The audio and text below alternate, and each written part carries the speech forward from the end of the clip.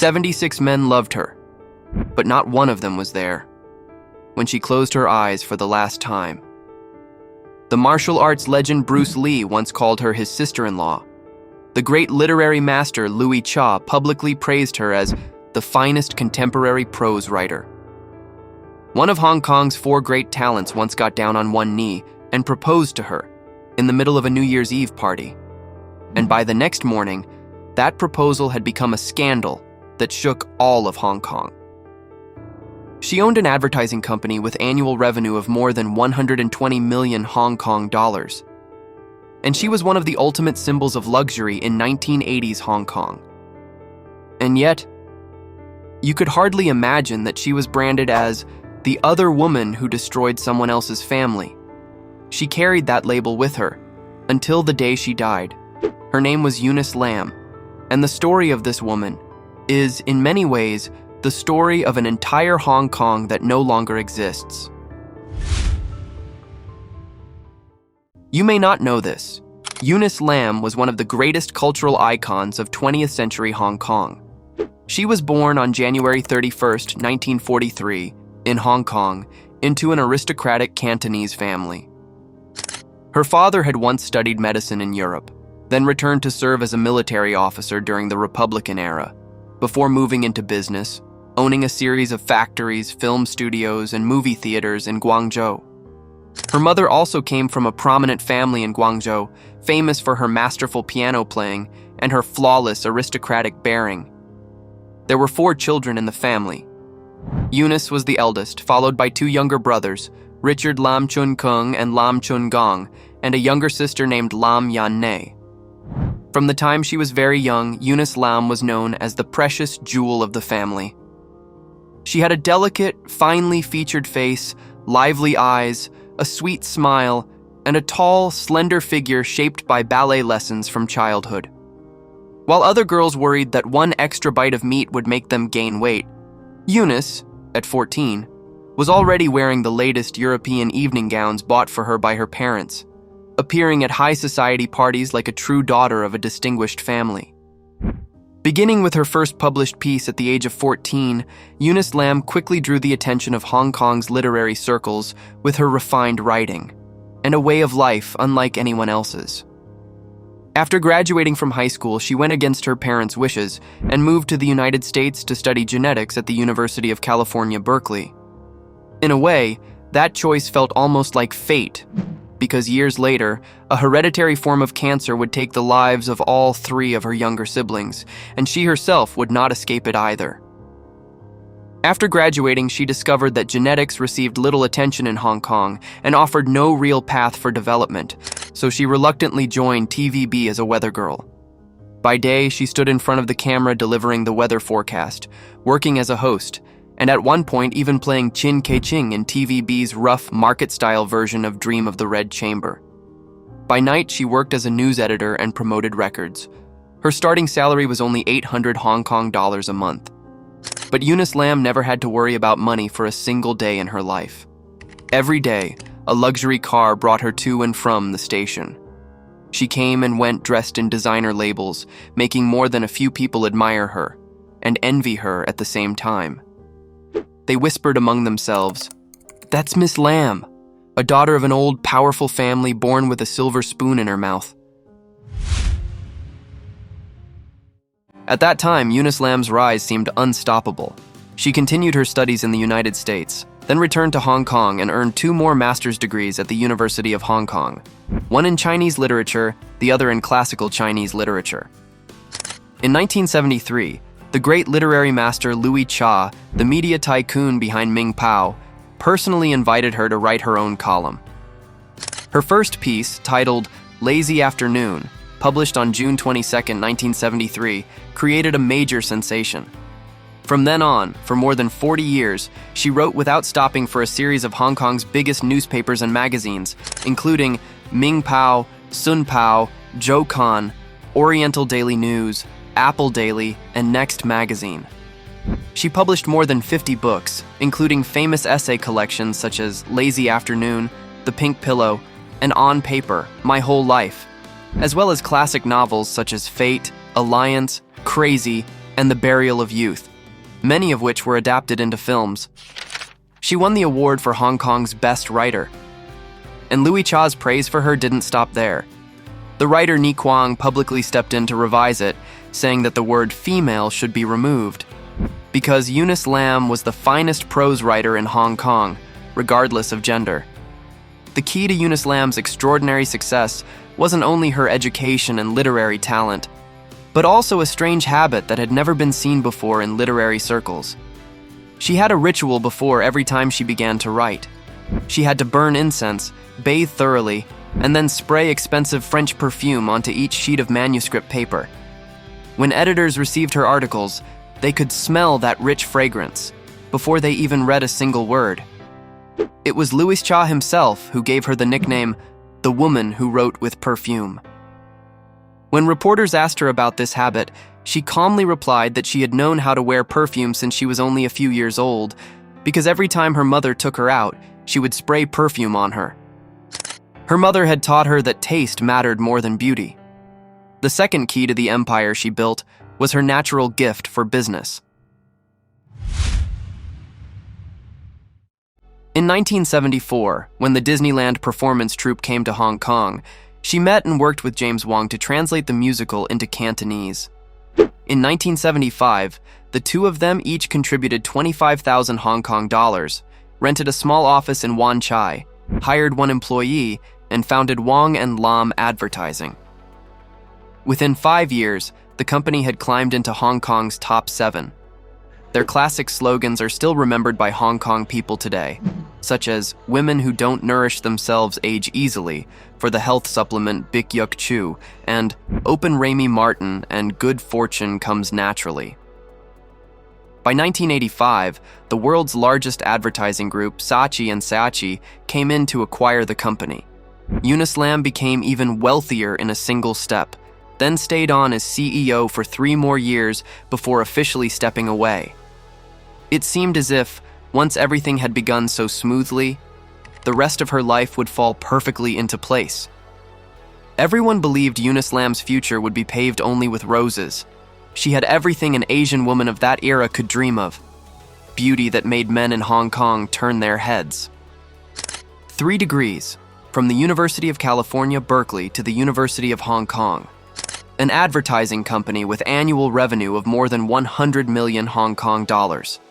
And she was also one of Hong Kong's earliest ball queens, the queen of high society parties, a woman whose every appearance made the entire room look up. She shopped as if no one else existed. A single visit to Joyce could see her spend as much as 1 million Hong Kong dollars on one item, enough to buy an entire apartment in 1980s Hong Kong. Some people described the extent of her luxury with an old saying, on her left ear she wore a bathroom, on her right ear she wore a kitchen, on her left hand she wore a bedroom, on her right hand she wore a living room. She was close friends with Leslie Chung, and once wrote of him that he was one of the very few people who met her standards. She was also a friend of Danny Chan, and had once placed William Tang's name on the front pages of fashion newspapers. Most notably, after reading Louis Cha's Return of the Condor Heroes, she wrote an unforgettable essay containing a line that became a sensation across the overseas Chinese world.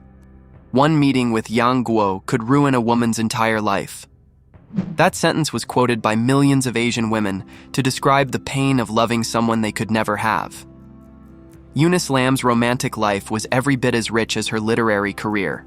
Her first husband was Peter Lee, the older brother of martial arts legend Bruce Lee. Peter Lee graduated from the University of Minnesota in the United States, then joined the Hong Kong Observatory, eventually rising to assistant director. The two married when she was still very young, and together they had her only son, Oscar Lee. The relationship between Eunice Lam and Bruce Lee was quite close.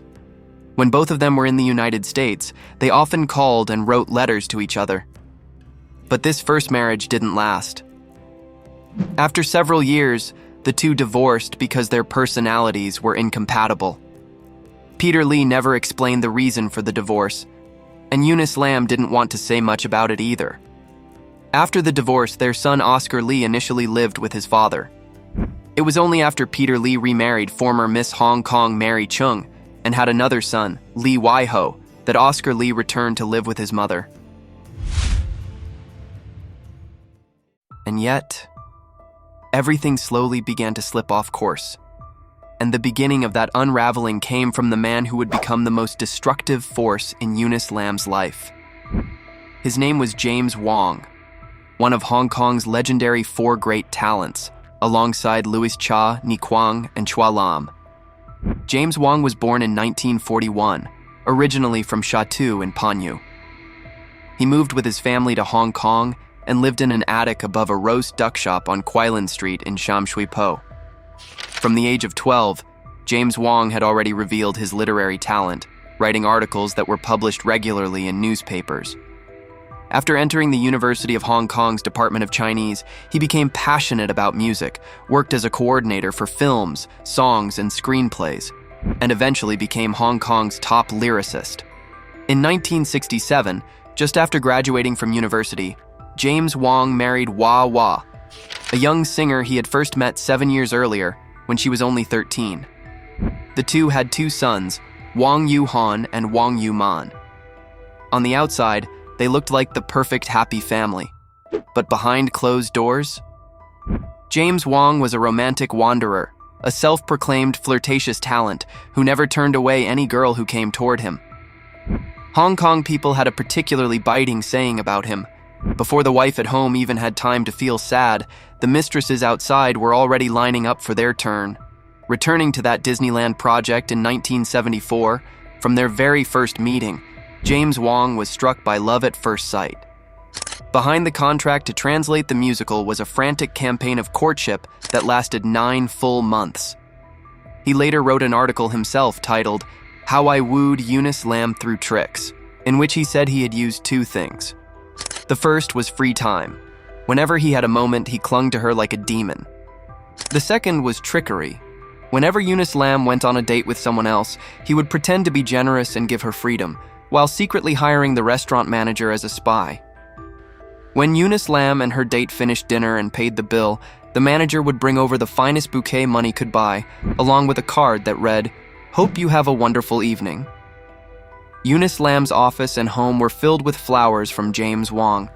When she was at home, he called her constantly, sometimes reading to her, sometimes writing lyrics, and when he was in high spirits, even singing directly to her over the phone. In the end, after 9 months under siege, Eunice Lam's heart gave way. But it didn't stop there. Behind this Hong Kong movie-style romance, there was another woman suffering in silence. When James Wong pursued Eunice Lam, he described his wife, Wah Wah, in terrible terms, saying that the two of them already slept in separate rooms and no longer had a physical relationship. But after Eunice Lam met Wah Wah, she didn't feel that there was anything wrong with her. She simply felt that Wah Wah had less education, so they didn't share the same topics of conversation. When Wah Wah became pregnant for the 3rd time, Eunice Lam heard the news while she was at work. Not wanting her colleagues to see her cry, she had to turn toward the wall and weep. At that time, she was still too young, and she didn't know she should ask why James Wong had lied to her. Later, over the phone, she told him, "This ends here." But James Wong still refused to let go. Wah Wah called James Wong and Eunice Lam to the house to talk and asked him directly, "Do you love her or do you love me?" James Wong answered that he loved her. Wah Wah couldn't believe what she was hearing. Even though she was 8 months pregnant, she firmly insisted on separating from her husband. In 1976, Wah Wah gave birth to their daughter Ursula Wong in Canada, and only waited for the separation period to be long enough to formally divorce. In May 1978, Wah Wah requested an official divorce, but James Wong refused to sign the papers. The matter dragged on until May 1987, before it was finally completed, nearly 10 years later. Throughout that entire decade, Eunice Lam became the woman all of Hong Kong pointed fingers at. The press mocked her. Colleagues kept their distance. Friends turned their backs. She tried many times to break up with him, but each time she failed because of his stubborn refusal to let her go. And if you think that was already bad enough, it wasn't. On New Year's Eve in 1988, an event shook the entire Hong Kong entertainment world and left a quiet wound in Eunice Lam's heart until the day she died. That night, James Wong and Eunice Lam, Ni Kwang and his wife, Eddie Lau, Michelle Rice, and many others gathered at Louis Cha's home. When the drinking reached its peak, James Wong suddenly asked Louis Cha to serve as witness, then got down on one knee and proposed to Eunice Lam. Louis Cha, drunk at the time, personally wrote out a marriage agreement by hand, along with a clever couplet. The Wong bird rests in the mandarin duck's nest. With you I grow old. The lamb flower is bathed in the gentle rain. With you I share eternal years.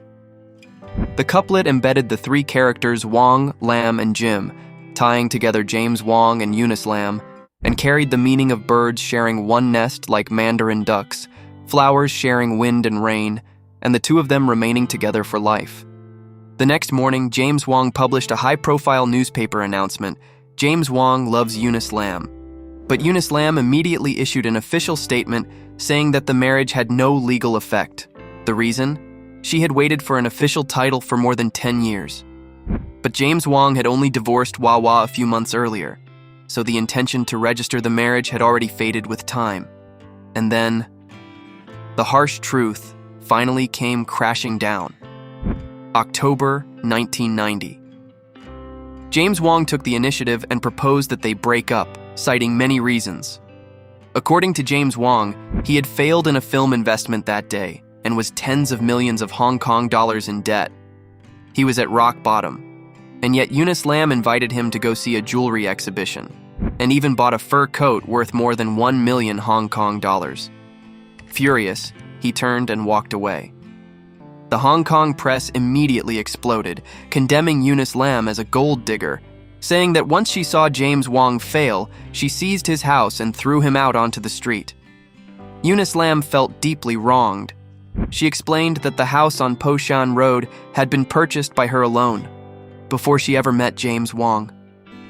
For years, James Wong had only lived there because she thought he still had a wife and children to support, so she never asked him for anything. She said James Wong was too clever. So clever that everyone assumed the house belonged to him, and only when she spoke out did people finally know the truth. She also laughed at herself for being foolish.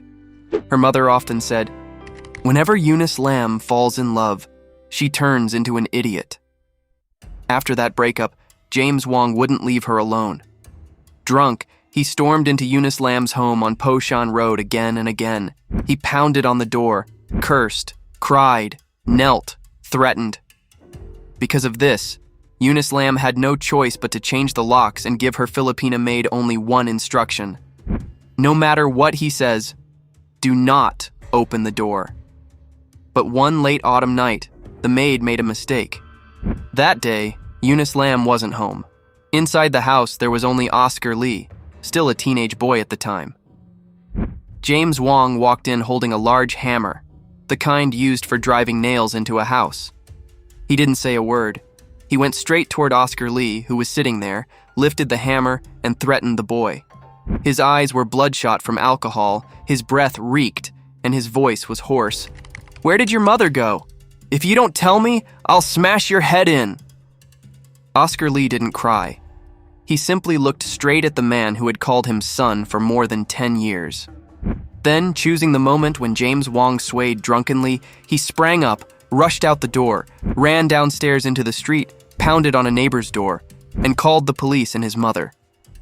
When Eunice Lam returned home, the villa was already in ruins. Furniture lay smashed all over the floor. The door she had personally chosen and bought from Italy had been hacked apart with a kitchen knife, leaving only a horizontal bar dangling from the hinges. She stood in the middle of that wreckage, her heart cold as ice. That night was the last time the name James Wong meant anything in her heart. But life is never like a dream. On January 15, 1991, at RTHK's Top 10 Chinese Gold Songs Awards, James Wong received the Golden Needle Award, the highest honor of the ceremony. On stage, before tens of thousands of audience members and a live television broadcast, he made a declaration of love, saying that in this lifetime, he would never again love any woman so deeply. more deeply than he loved even his mother and daughter, and that he wanted to dedicate the Golden Needle Award to Eunice Lam. The moment those words were spoken, Eunice Lam was pushed straight into the eye of the storm. She replied coldly, "I definitely won't be going there to perform in a drama."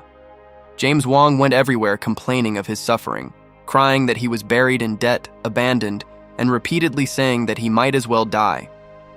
Their mutual friends all came forward to scold Eunice Lam for being too heartless. Ni Kwang even said publicly that Eunice Lam was not worthy of being called a woman, and that he only cared about her out of respect for James Wong. Two people who had once loved each other finally became enemies trapped on the same narrow road. Eunice Lam was determined never again to appear on the same stage as James Wong. And the peak of this madness came when James Wong realized he couldn't return to Eunice Lam. He immediately went public with his relationship with Winnie Chan, a woman 17 years younger than him. 4 years later, the two registered their marriage in Las Vegas. James Wong said, "I have never seen a woman love a man so desperately. It is happiness. Too much happiness." But did anyone truly understand the pain inside Eunice Lam's heart? The cruel truth was that Winnie Chan had originally been an employee introduced to her by Eunice Lam's own mother. Eunice Lam once said, "I took James Wong to events and Winnie Chan came along too. James Wong and that woman developed feelings for each other, and I was the last to know. After the breakup, the company staff came to my home. The female colleagues cried as they apologized, saying both of the women were already getting older and they didn't know what they should say. A man already had a lover long before, yet he went everywhere saying that there was only one woman in his heart.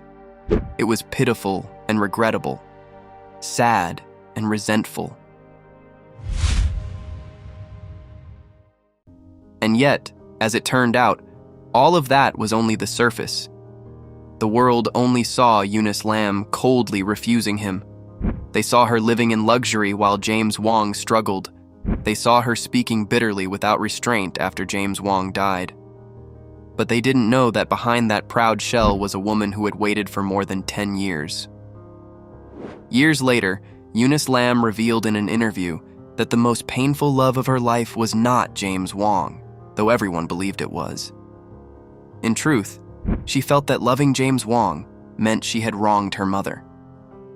The relationship that hurt her the most came after she broke up with James Wong. The man was an architect, and the relationship lasted 6 years. Then one day, while she was away from home, he quietly packed his belongings and left.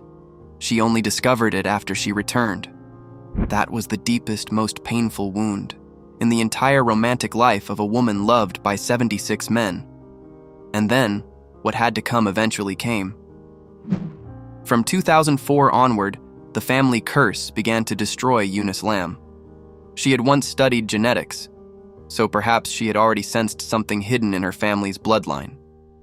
Her younger sister, Lam Yan-ne, had died of leukemia in 1981, and even then, the grief had already been enormous. A few years later, both of her younger brothers became ill at the same time. Richard Lam, the renowned lyricist and the younger brother she loved most, called her and said, "Sister, save me." She immediately donated her own bone marrow to her younger brother, but in the end, she couldn't save him. In the same month in 2003, her two younger brothers, Richard Lam Chun Kyung and Lam Chun Gong, passed away one after the other from lymphoma. Eunice Lam said that when two younger brothers in the family left so quickly, before she could even finish grieving one loss, the next one shattered her all over again. At that time, I was terribly alone. I was a single mother, my son was still young, my mother was already old, and I had to face the world by myself. At the end of 2004, James Wong, the man who had clung to her for 14 years, also died of lung cancer at the age of 63. Then her father died of heart disease in 2005. In 2008, her first husband, Peter Lee, also died suddenly of a heart attack at his home in Melbourne, Australia. Then, in January 2014, her mother also passed away at the age of 90. 4 times in just over 10 years, Eunice Lam attended the funerals of blood relatives. She stood among the mourners, proud, cold, and alone. But long before all of these later losses, back in 1999, carrying the grief of her sister's death years before and the collapse of her 6-year relationship with the architect, Eunice Lam began turning towards spirituality. She went to South Korea to practice Zen meditation at a monastery, eating vegetables and plain white rice every day, sweeping the floors, and sitting in meditation for 8.5 hours.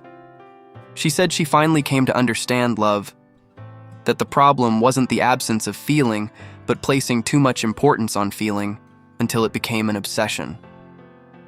In December 2012, a friend named Ip Nga Yuen invited her to church. That day, Anthony Leung, Hong Kong's former financial secretary, stood on stage and shared his Christian testimony. In March 2013, Eunice Lam officially decided to believe in God. It was the singer Sammy Cheng who shared the message of God's word with her. In the Christian magazine Angel Heart in 2014, she wrote a shocking line. "Buddhism asks us to give up everything, but Buddha is too lonely. I need a little human warmth. So I chose Christianity." It took her a very long time to walk out of her pain and return to face the world again. But who could have imagined that she hadn't changed? It was the entire world that had changed. She still dressed like a young heiress, in evening gowns cut low at the chest and high at the thigh, proud to the point of being mesmerizing. But by then, Hong Kong was no longer the glamorous Hong Kong of the 1980s. The economy had declined. The golden age of cinema had faded. And the 4 heavenly kings of cantopop had already become stories of the past. Of Hong Kong's 4 great talents, some had died, others had grown old, and only Chua Lam remained. Eunice Lam still held on to that ornate classical style. But in the eyes of the new generation, all that was left were 2 words: vanity. People waited for her to accept aging, to switch to a more modest and conservative style, to obey the rules of elegance. But she still dyed her hair purplish red. She still wore exaggerated oversized hats. She still pinned large flowers on top of her head. Left behind by the times, Eunice Lam officially passed away on the evening of May 31st, 2018, at the Hong Kong Sanatorium and Hospital from lung cancer. She was 75 years old. Although Eunice Lam has now been gone for 8 years, the real consequences of a proud life were extremely bitter. She didn't leave behind the enormous estate people had imagined. According to HK01, her property and real estate were worth around 40 million Hong Kong dollars, but most of it had to be sold to settle inheritance taxes. The apartment at Braemar Hill Mansion, which she had bought in 2012 for 8.28 million Hong Kong dollars, was auctioned off after her death and sold to a KOL named Sweat Yi for 9.5 million Hong Kong dollars in 2020. Her fur collection, worth millions of Hong Kong dollars, including the famous purple mink coat priced at 1.1 million Hong Kong dollars, was found by her son, Oscar Lee, while he was sorting through his mother's belongings. Oscar Lee told his close friend Mark Louis that these things had no value to him, and he didn't know what to do with them. So he asked Mark Louis to give them away to his mother's fans. That $1 million purple mink coat eventually ended up in the hands of online film producer Lily Pang, who said she had been reading Eunice Lam's work since high school. Her funeral, held on June 27, 2018 at the Hong Kong Funeral Home, was arranged according to her final wishes, quiet and without show. 8 close friends carried the white coffin to the Cape Collinson crematorium. Her son, Oscar Lee, a graphic designer living a quiet life in the United States, held his mother's memorial portrait alone, thanking the friends and relatives who had come to pay their respects. Sammy Cheng flew back from Taiwan. Patrina Fung handed out Eunice Lam's 12 golden sayings to reporters. Louis Cha, Andy Lau, Leon Lai, and Jackie Chung sent funeral flowers. A brilliant life came to an end, in a thin trail of smoke, drifting gently with the wind. A few weeks before her death, Eunice Lam lay in her hospital bed at the Hong Kong Sanatorium and Hospital. Her close friend Ip Nga Yuen came to visit and asked if there was anything she still wanted to do. She thought for a moment, then said, I want to write a book about boyfriends. Because in her lifetime, she had known 76 men. But that book was never written. In one of her last essays titled, "Is Tonight a Good Night to Die?" she wrote, "In this life, I was loved by several men on this earth. I should have died earlier, so they would have had to grieve for me. But the reality is that the men who once loved me and the men who once hated me all died before I did." And there was one more sentence, spoken in an interview after she was already past 70. "In my next life, I don't want to be Eunice Lam again. It has been too exhausting. I only want to be a foolish little woman with a husband who loves me. A woman who once had everything: beauty, education, a fortune worth hundreds of millions of Hong Kong dollars, literary talent praised by Louis Cha, and 76 men who loved her madly. In the end, wished only to become a foolish little woman with a husband who loved her. Was that a tragedy? Or was it the price of daring to live as herself? In an era that didn't allow a woman to truly be herself?